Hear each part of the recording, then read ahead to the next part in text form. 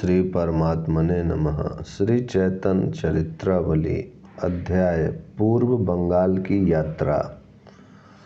विद्वान और राजा की कोई परस्पर में समता करे तो राजा विद्वान की समता के योग्य कभी सिद्ध हो नहीं सकता।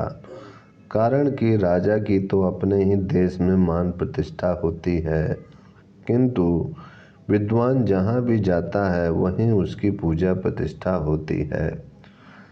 विधि के विधान को कोई ठीक ठीक समझ नहीं सकता।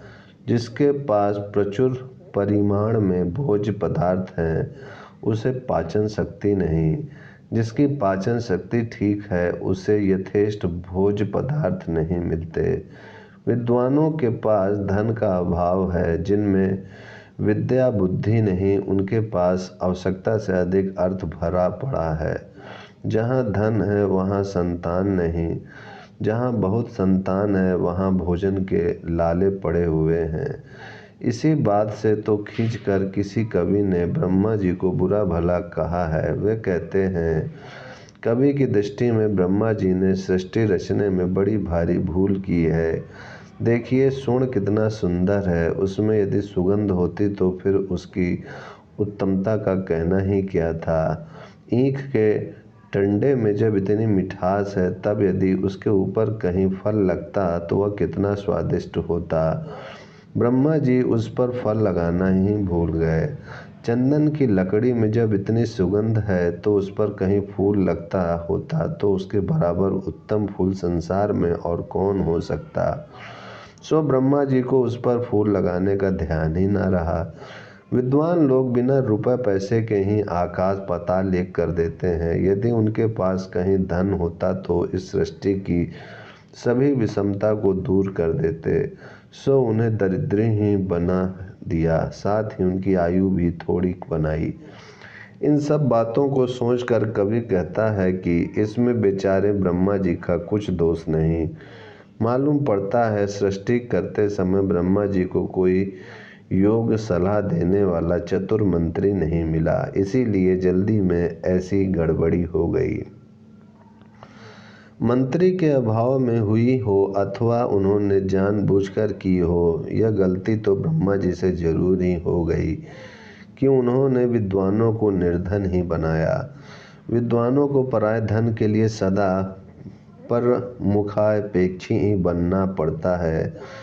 किसी ने तो यहाँ तक कह डाला है, अनाश्रया न शोभन्ते पंडिता वनिता लता, अर्थात पंडित स्त्री और बेल बिना आश्रय के भले नहीं मालूम पड़ते।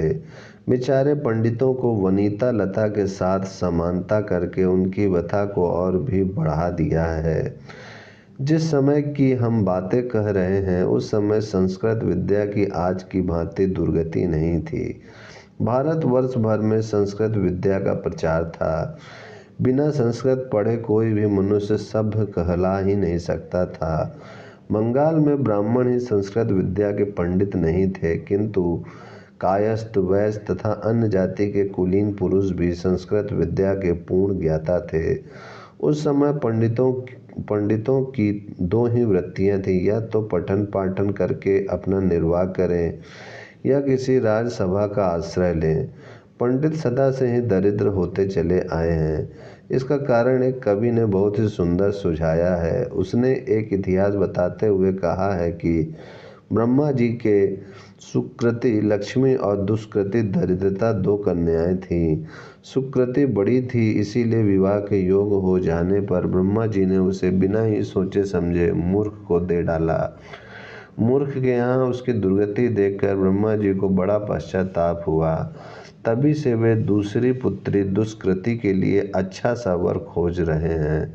जिससे भी विद्वान कुलीन और सर्वगुण संपन्न देखते हैं उसे ही दरिद्रता को दे डालते हैं। निमाई पंडित विद्वान थे, गुणवान थे, रूपवान और तेजवान भी थे।